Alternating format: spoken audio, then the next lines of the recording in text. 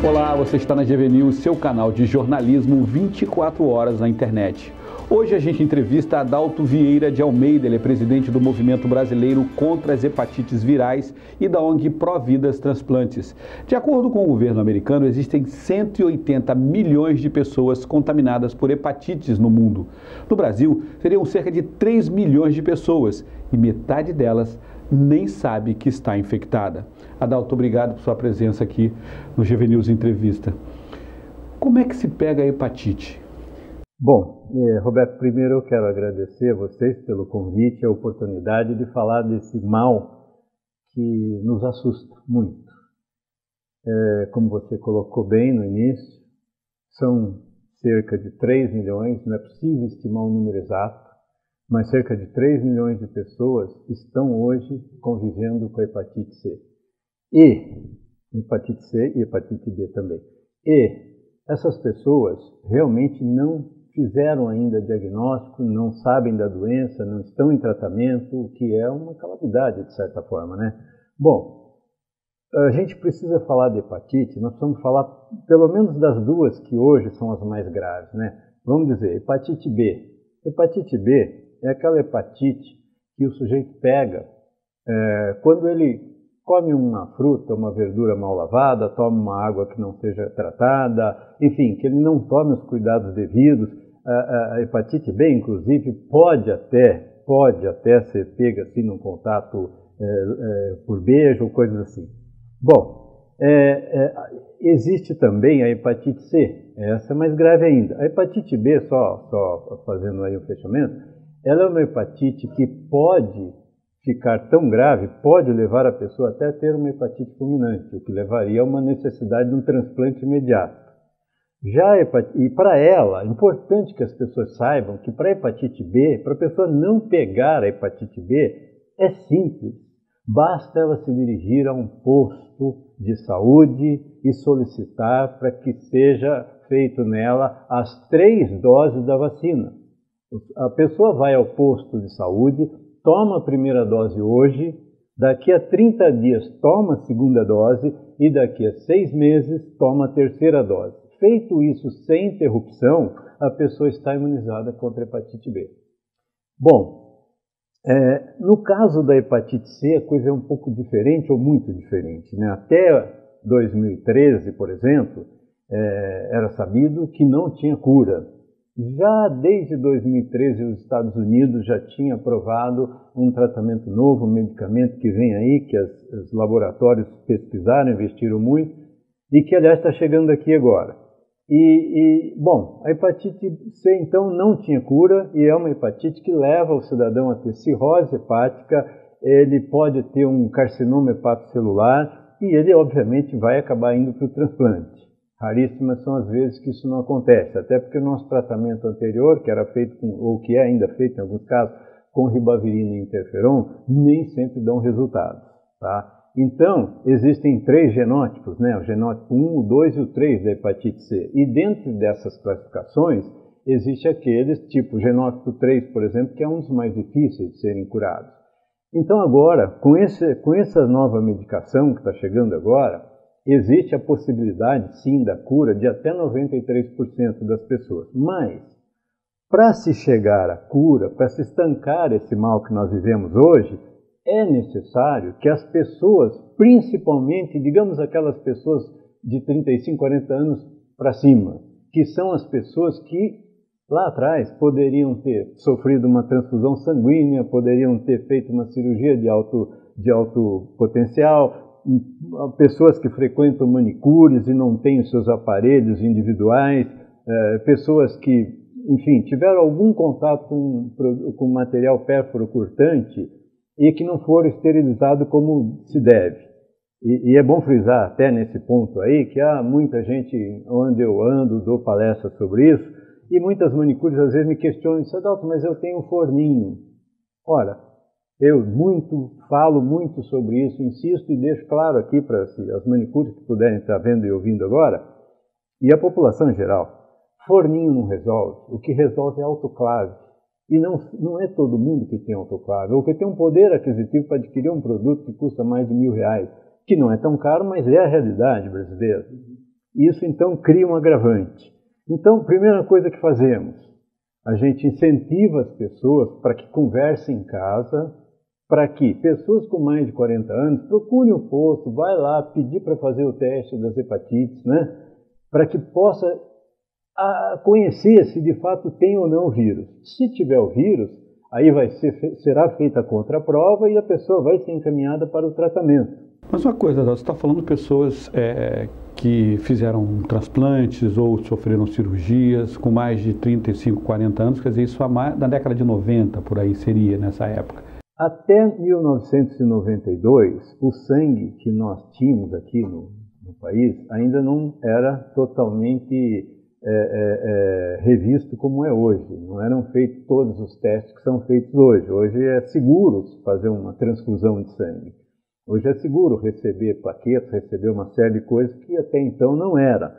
Então é por isso que a gente fica alertando sempre que as pessoas que tiveram procedimentos grandes e que precisaram de sangue, essas pessoas deveriam realmente procurar, não esperar. Mas essas pessoas não vivem bem até hoje? Sim, muito oportuno essa sua colocação pelo seguinte: hepatite C, ela é uma doença silenciosa, ela é uma doença que não aparece os sintomas hoje, amanhã, ela demora 10, 15 anos. No meu caso específico, que tive hepatite C, eu tive hepatite C, convivi, trabalhei naturalmente, eu sentia cansaço, sentia algumas coisas, mas ninguém sabia o que era, os médicos não conseguiam detectar. Até que um dia eu fui doar sangue para uma pessoa que tinha leucemia, que trabalhava comigo lá no departamento, e um sobrinho dela falou: minha tia precisa, eu falei: eu vou ser doador. E fui ser doador de sangue e recebi a triste notícia que eu tinha hepatite C. Então muita gente sente muito cansaço, sente muito desânimo, muita aquela coisa, não sabe, vai no médico, puxa, eu vou no médico, o médico não... É claro, o que acontece é que o Ministério da Saúde, o governo brasileiro, os CRMs, enfim, as associações, eles têm que estarem muito atentos. Por quê?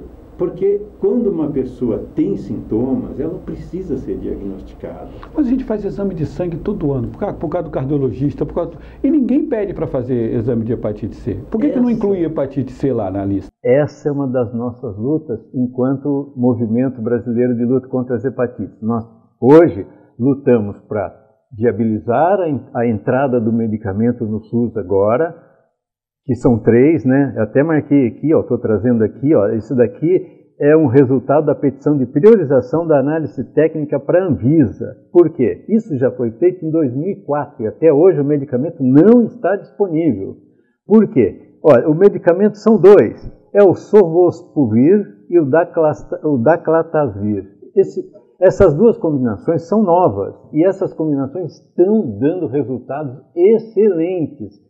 Teoricamente, eu não diria que hoje, não afirmaria, nem poderia ser leviano e dizer, olha, é a salvação.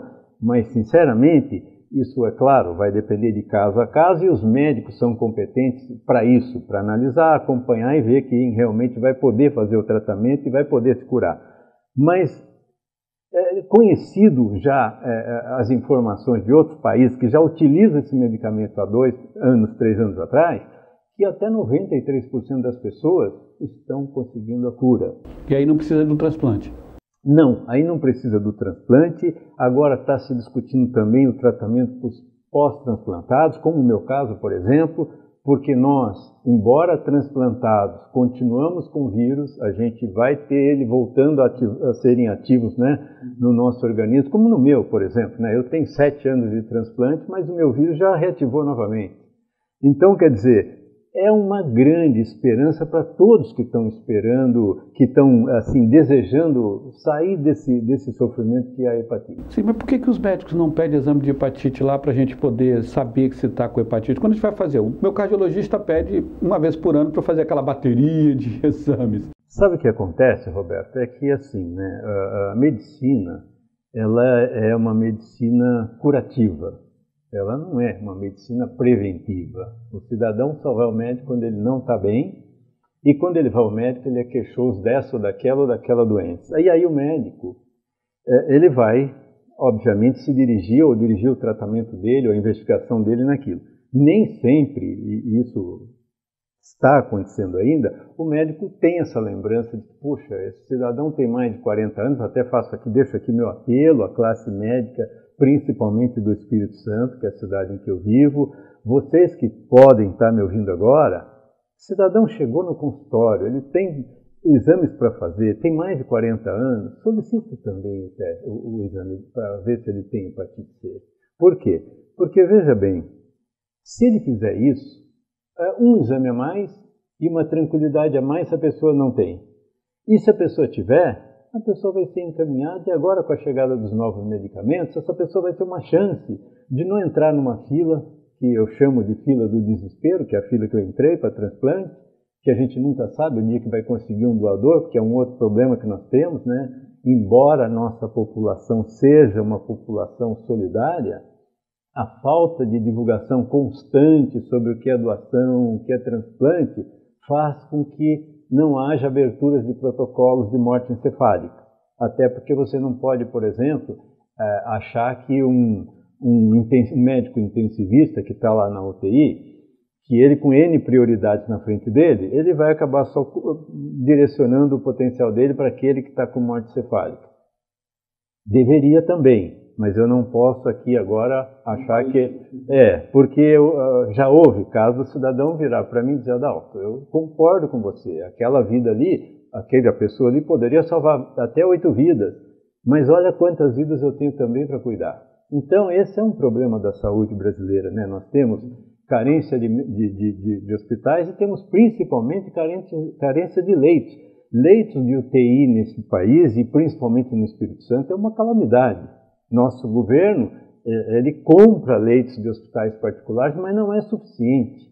Então, o que acontece? Você acaba não tendo aberturas de protocolo de morte encefálica. Não se vê um potencial doador, uma pessoa que morreu por morte encefálica, que tem um quadro de ser um potencial doador, isso nem sempre é levado adiante e a entrevista familiar também, muitas vezes, ela não é realizada por pessoas que tenha assim uma preparação técnica. É sempre aquele que está ali na hora, ou médico ou enfermeiro. Quer doar ou não quer doar? É a pergunta. E é difícil. Imagine que chegar para uma família que acabou de perder um ente querido, está ali recebeu aquele choque, a pessoa vai, acalma, fala, não, olha, não tem mais o que fazer, mas olha, vocês querem doar os outros? Quer dizer, a pessoa não respirou ainda. Eu sempre digo, gente, pelo amor de Deus, precisa se dar a notícia, fazer com que a família possa assimilar a notícia, acolher essa família, porque é um momento doloroso, depois sim, com calma, sentar, deixa a coisa clarear e vem em conversa. Porque realmente hoje, da última vez que eu estive aqui no seu programa, até eu fiz uma pergunta que eu gostaria de repetir agora aqui para os seus telespectadores. Eu pergunto olhando para vocês assim, o que você vai fazer com seus órgãos quando você morrer? Você nunca pensou nisso, porque a gente nunca pensa em morrer. Mas olha só, tenho 3 alternativas. A primeira é enterrá-los naturalmente, como se faz a vida inteira. A segunda é cremá-los também naturalmente. A terceira, você poderia conversar com a sua família e dizer, olha, o dia que eu vier a falecer, se eu tiver condições de ser um doador, gostaria que doasse meus órgãos. Porque você vai estar salvando até 8 vidas de pessoas, como eu, por exemplo, que estou aqui, olha, sobrevivendo e lutando por essas causas, porque uma mãe, no momento mais dramático dela, que perdeu um filho, resolveu dizer sim. Se ela tivesse dito não, eu não estaria aqui há 7 anos atrás. Pensa nisso. É interessante isso daí. Converse na sua família, porque só a família tem o poder de autorizar a doação. É só a família dá. O corpo é da família, né? Sem dúvida. Quer dizer, não adianta querer documento de identidade, nada disso vai. Inclusive é bom você colocar isso, graças a Deus você é uma pessoa esclarecida nisso, porque as pessoas também me perguntam, mas eu já tenho na minha carteirinha, porque existia esse... Olha, isso foi abolido lá em 2002, 2003, porque havia aquela coisa da pessoa ter amigos e tal, e numa necessidade de mostrar a identidade, estava escrito sou doador, o amigo virava e falava, nossa, você é louco, você é doador, se você for internado vão te arrancar tudo. Espera, não é bem assim. A legislação do transplante é rígida, é uma legislação federal. Os médicos têm que ser credenciados. Os hospitais têm que ser credenciados, não se faz transplante, retira órgão em qualquer lugar.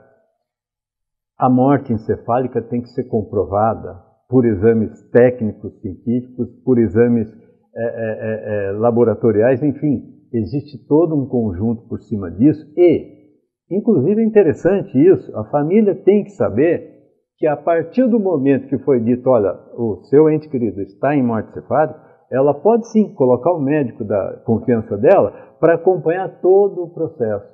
E daí, comprovado e conversado com a família, caso a família entenda que vai fazer a doação, daí sim vai começar o procedimento da captação e tudo que tem que ser feito. Mas tudo dentro de um critério rigoroso, prescrito em lei federal, com muito cuidado. E as penas são rigorosíssimas. São rigorosíssimas, a coisa de 6 anos, por aí.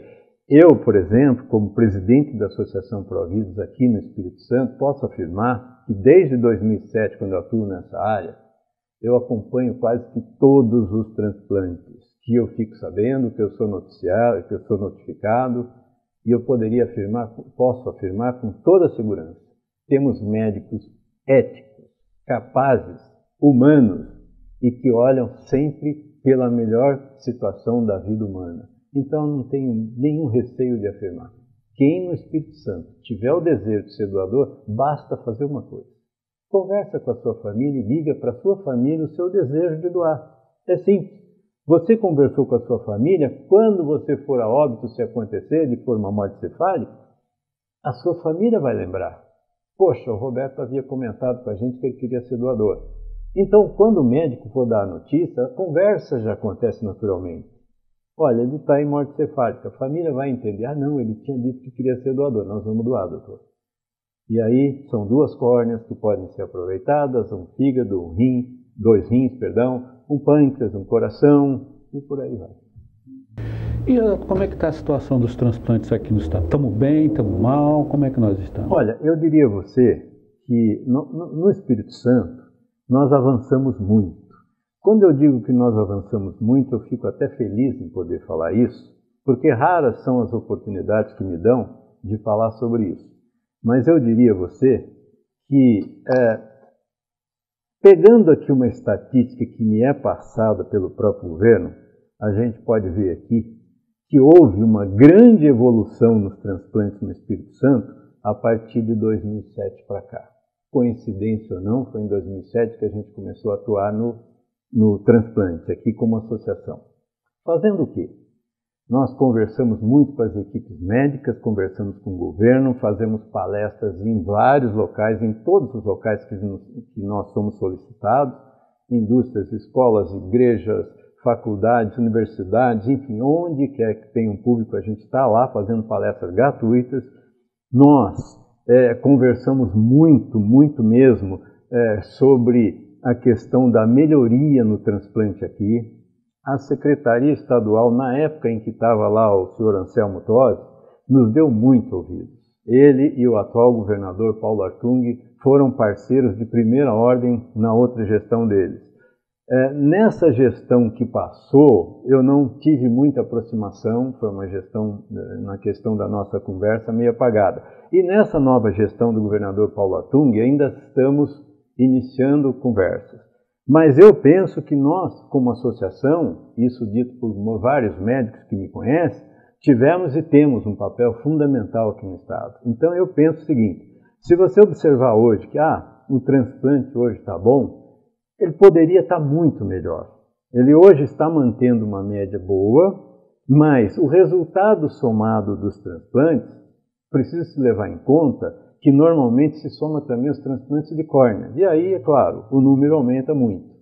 Individualmente, se for feita uma análise de órgão por órgão, nós podemos analisar e ver que os números não são tão felizes. Mas o trabalho que está sendo feito hoje, o trabalho que já vinha sendo feito pelas equipes transplantadoras, que eu repito, são excelentes. Nós temos o privilégio de ter aqui no Espírito Santo médicos de a mais alta competência trabalhando com transplante. E o trabalho que a Secretaria Estadual da Saúde vem fazendo. É claro que eu, enquanto presidente de ONG, ativista que sou, vou sempre estar cobrando, né? Meu governador, meu secretário da saúde, vamos botar aí um pouco mais de informação para a população, vamos divulgar mais o transplante, assim como as hepatites. Está na hora da gente fazer uma campanha. Aqui eu lembro uma coisa. Quando foi que a AIDS começou a despencar? Os resultados começaram a ser muito bons quando o governo massificou a informação. Quando o governo se retraiu um pouco da informação e o pessoal viu que tinha um medicamento aí que agora era só tomar aquela que já não tem tanto efeito colateral mais como tinha os outros e tal, o pessoal deu uma relaxada. A falta de informação, infelizmente, faz isso com as pessoas. As pessoas deixam de temer uma coisa que é perigosíssima, que é contra a vida dela. Agora, você imagina a hepatite que nós não falamos abertamente, que os nossos governos não falam abertamente e que a gente fica aí por trás martelando as ONGs do país inteiro, que agora eu estou presidindo o movimento, ficam martelando, fazendo o seu trabalho de pinga-pinga, de formiguinha. Mas estou muito esperançoso, Roberto, agradeço enormemente essa oportunidade que você está me dando novamente e quero deixar esse recado então. Vamos divulgar, fazer a informação chegar, que é preciso. Hepatite C agora tem cura. Ok, obrigado por sua entrevista. A gente volta daqui a pouco com uma nova notícia. GV News, porque informação é coisa séria.